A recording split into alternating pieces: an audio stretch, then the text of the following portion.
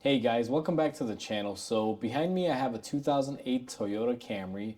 Now you'll see this car in a previous video where we did some intake manifold testing to find where the leak is. And today we're going to be replacing the intake manifold gasket. Alright guys, so I have you guys positioned in the engine bay. Now where you want to begin with this is you want to remove this cover.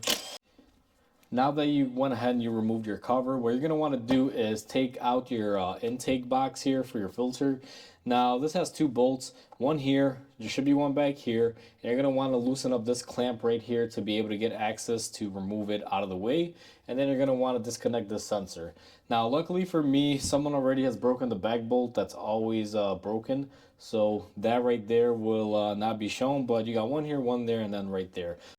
Now that we went ahead and we removed our filter and our box cover for the filter, you're going to come in here, you're going to want to take out your fresh breather hose. What this does for this engine is basically it's a PCV system.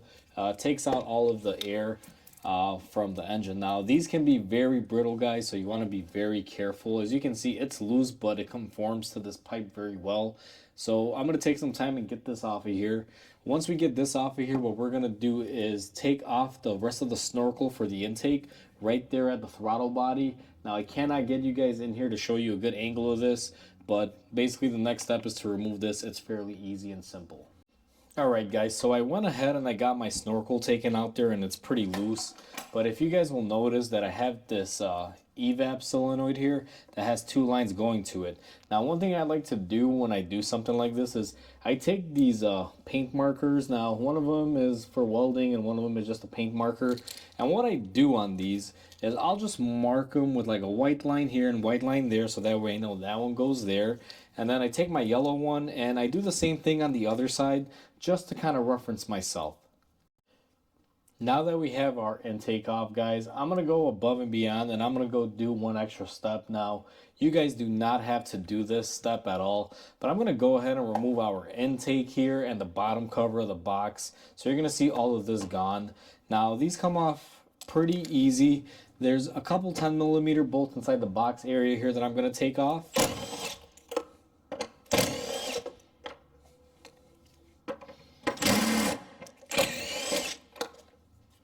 Once you remove those, then what you got to do is you got two 10mm bolts here. Now, I don't know if the camera will pick it up, but you can see right here.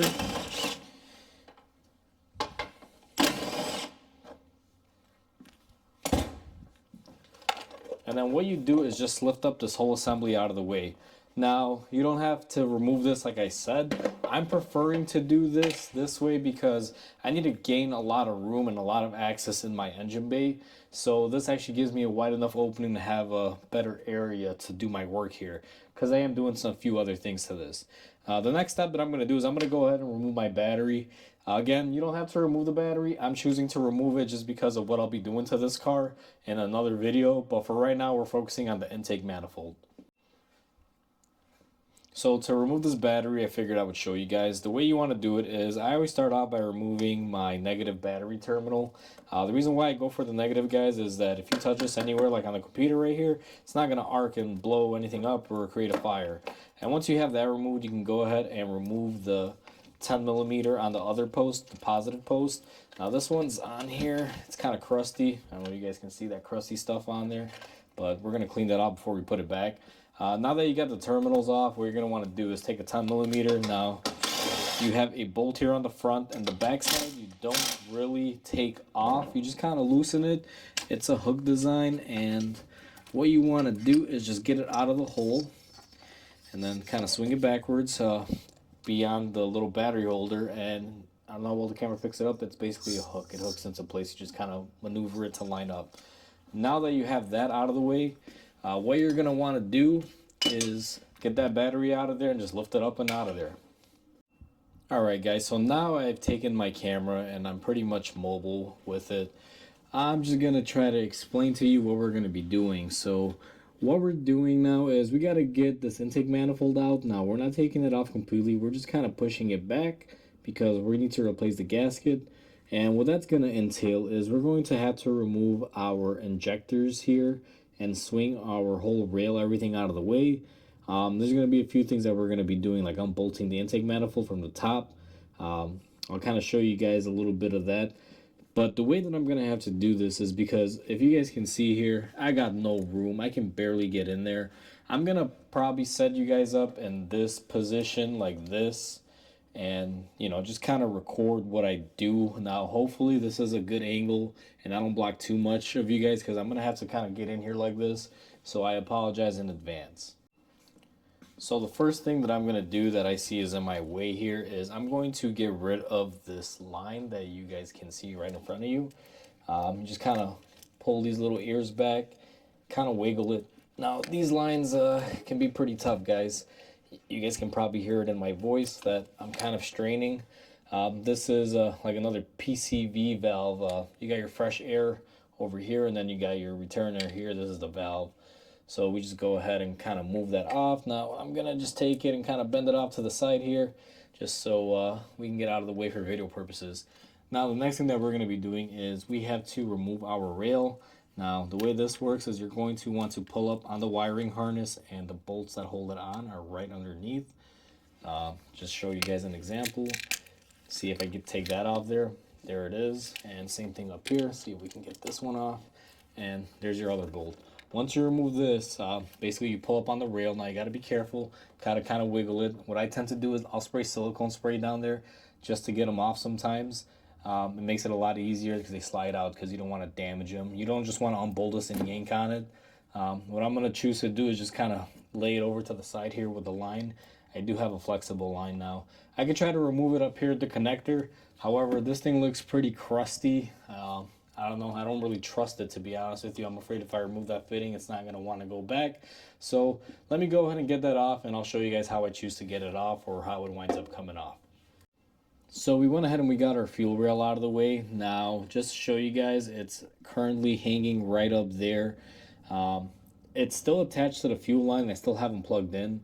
What I'm going to do is I'm going to take my bungee cord here and I'm just going to kind of wrap them around there so they don't really fall back in. But I think I should be able to make it work with them just sitting right there. Let me get you guys back into position here. And the next step of this is to remove these intake manifold bolts. Now, there should be a few up here. I believe there's 5 up top. You have 2 nuts and 3 bolts. Now, they can be hidden. Like there's one here. And there is going to be another one just to kind of show you guys right behind this solenoid. And then you do have one at the very end over there. So there should be 5 up here. And then there are 2 on the bottom. Let me get these top ones removed and I'll show you the ones from the bottom. Alright guys, so I'm back now. I just wanted to kind of update you guys. I'm removing the intake manifold bolts, but I want to show you guys something that you guys may run into. I'm going to position you guys down here now. In this area right here, you will see this is a variable valve timing solenoid. Now, there is a bolt just behind this. I tried getting it, but there's no way to really get it without removing the solenoid. Now, I already went ahead and I removed the solenoid, and I'll just want to show you guys. That's where it goes. There's one 10mm bolt that holds it, and then you have your wiring connector. And then once you get that out of the way, you have your bolt right there. And the way you got to get it is you got to use like a short stubby ratchet. That was what I found worked the best for me. The bolt is pretty long. As you guys can see, this is the bolt. Just to kind of show you guys for reference, because this one kind of took me for a little bit of a wild goose chase because I thought I could fit something in there, but I couldn't. But that's where it goes. You guys can see right there. It's kind of tucked underneath the manifold, but also, you know, has clearance. Okay guys, so now our focus, once we remove all of our bolts, we got all 5 bolts for the intake off, at least the top ones. What we're going to want to do is go ahead and remove this throttle body. What I'm going to do is get my 12mm long in here, and I'm just going to take off these bolts. I have a gasket kit that'll cover all these gasket guys, so make sure once you take this off, you replace the gasket. Don't just reuse it. Okay guys, so everything up here is now disconnected. We got our throttle body off. We got any sort of vacuum line that goes on there. Now there is one more vacuum line, which is right here. This goes all the way down. Now I'm not going to be removing the whole intake manifold. I'm just looking to push it out the way. And this is pretty much rubberized here, so I'm able to push it. The one that was connected to the engine down here, this bigger one, I went ahead and I got that tucked away. Now the next step is we got to lift the car up and we got to get up underneath the intake manifold, and I'll show you where there's two more remaining bolts for the intake manifold. And once we remove those, everything should be free. So we're underneath the car now, just kind of give you guys perspective. That would be the front, the oil pan is right there. And what we're looking for here are two bolts. Now, the first bolt is right here. If you guys can see it, it's a 12 millimeter. And then the other bolt that we're looking for, let me see if I can get the light on it. It's a little bit difficult to see, but it would be right up here, guys. It's kind of in a dark area. You can't really see it too well, but that's the other bolt you're going to want to remove. Just wanted to show you guys, after the 12 millimeters down here were removed, this intake manifold just basically came down. Now I kind of positioned it like this because I need access to the top to replace the gasket, and we're not going to be pulling this thing out because all we're doing is replacing the gasket. Now we're back up top, guys, and you guys can see the intake manifold basically came off of here and, kind of slid backwards. Now we're going to be removing the gasket, so we're going to grab this little tab here that's on the old gasket. Sometimes you may have to use a pick to get these out. Now mine is actually fighting me. Even though I'm able to grab it there, it's not wanting to come out. So I'm going to grab my pliers, and let's see here if I can yank this out. Sorry if I'm blocking the view, guys. But, oh yeah. She is definitely stiff in there.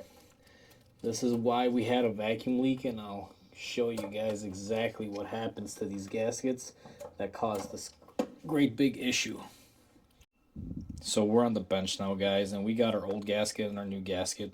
Now I laid this gasket down exactly how we took it off. So this would be towards the passenger side, this is towards the driver's side. Now one thing that I do want to mention here is we have more of an issue towards the driver's side, and if you follow this gasket here and you just kind of pinch it down, it's malleable, but it's kind of hard there. This one's a little bit stiffer, more stiffer, and then this one you just can't even compress it. Now what happens to these gaskets is two things. They get hard, they get brittle, and if you guys can kind of see that, you notice that this is kind of squared off there. Well, it's supposed to be rounded. So if you look at the new gasket, look at that, that thing is nice and round. It's not really squared off or squished. What happens is these things age and they get hot and brittle. They just tend to go from an O-ring style to more like a flat gasket, and where the flats happen is where it starts leaking. Now this one is the worst flat on here. This is towards the driver's side. If you guys see in my smoke testing video and the video where I use the brake cleaner to figure out where it's leaking from, you will notice that it's more towards the driver's side, which makes sense because this is the worst one. So this was probably the worst sealing cylinder on there. Now what I'm going to do on the car, and I'll just kind of take you guys in here, is I'm going to get back here. Now I'm going to clean my surfaces on the engine, and it's kind of hard for you guys to see those, but those surfaces there, I'm going to go ahead and clean those up and get them. We're back on the car, and what we have done so far to it is we had to clean up our surfaces. We went ahead and we cleaned up the intake manifold. The way I do this is I spray brake cleaner in there, and then what I do is I take my little flathead screwdriver, my little pocket screwdriver, and just kind of go around where the gasket would go in and just kind of trace over it. Spray with some more brake cleaner, and then I take my air wand, which is right here at the corner of the screen, and I blow air and I clean them up. Now what I did on the engine side here is a little bit more detailed. I took my grinder wheel, and I don't know how well this is going to be picked up because I don't know how well you guys saw it before, but I cleaned the face surface where the gasket will sit, and inside here, you guys will notice if you look at the last clip, it had a bunch of carbon buildup. Now my camera's in a fixed position, so I can't really remove it and show you, but if you want, rewind back and you'll notice that these were really dark. I went ahead and I did a carbon cleaning for the guy. Now he's not paying me for that, but I'm already in here, guys, and I like to take care of my customers, so I just went ahead and I did him a solid this time and cleaned it up because it was getting pretty bad. Now, I'm not going to go to the extreme of cleaning up the intake manifold. You guys can see there's still some on the intake manifold. I did my best, but it's a lot harder. We went ahead and we got our gasket installed. You just kind of press it into place and kind of follow it and just make sure it's all in there. And what I do as a safety check is I just kind of go over it like this. Now, I apologize. It's really hard to get in here, guys, and show you guys everything perfectly. I'm doing my best. Hopefully, this will suffice. And then on the engine side, what I did was I took a lint-free blue towel with some brake cleaner. I just went over the surfaces gently just to make sure there's no dirt or debris left. And now what we're going to be doing is we're going to be installing the actual intake manifold. Now, instead of cutting in and out, I'm going to time lapse that so you guys can kind of see the process from up top.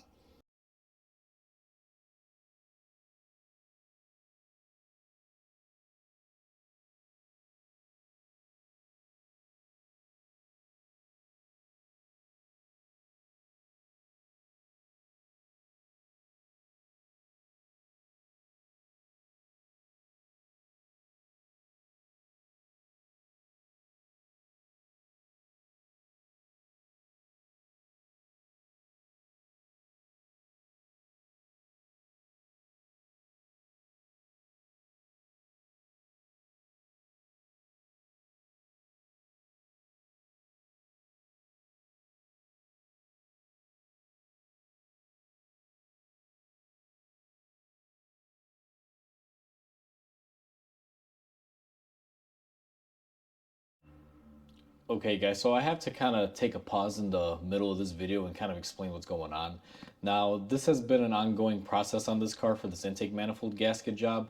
I've kind of had to stay here overnight at the shop. If you guys notice in a few of the other clips, you'll notice at the window behind me, it's actually dark outside. So this is day 2 of it.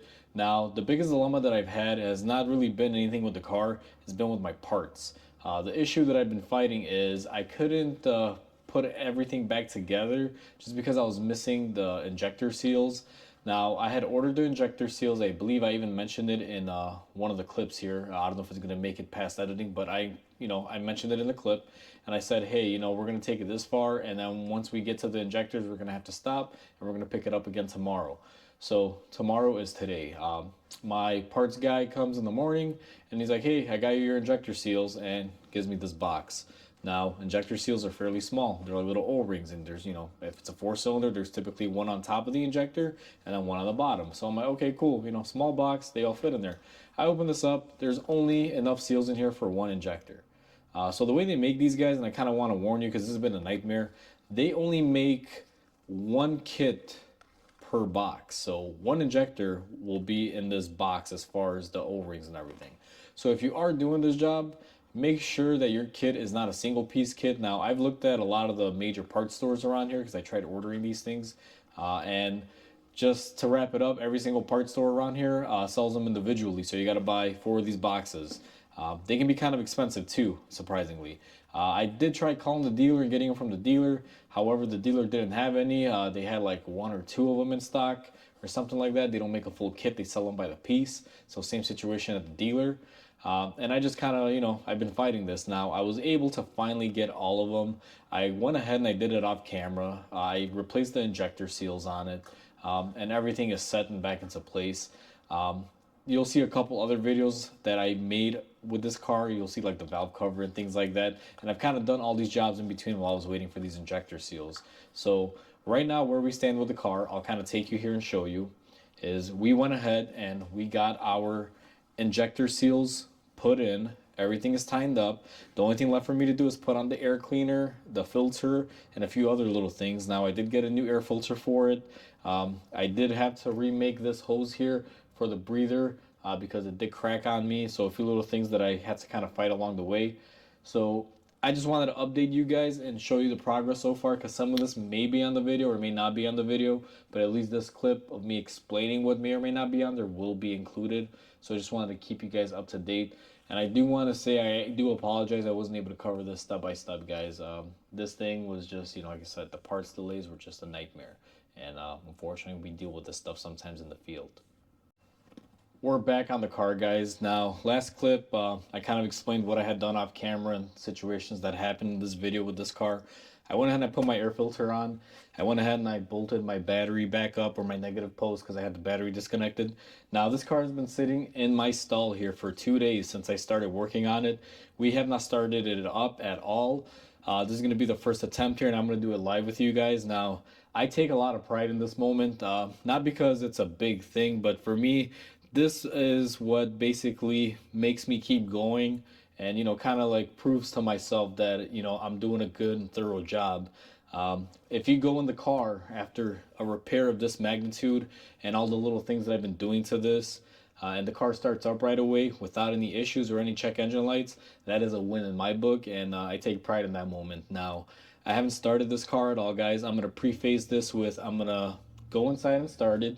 Now, I have cleaned up a lot of carbon, and there's been some chemicals that have been thrown into the engine as far as like brake cleaner and stuff. There may be fumes or something left over in there. Now, the first start, I anticipate is going to start. It may run rough for a couple seconds and then kind of even out. And you may even have a delay in starting where it might crank over once or twice before it catches. And that's all normal after, doing the repairs that we've done to it with the intake coming off and everything else. So let me go ahead and get inside the car, guys, with you guys live here. And let's see if I did a good job or not. If it starts up right away and there's no issues, we are golden. And that just proves to me that I did a good job. So let's start this thing up.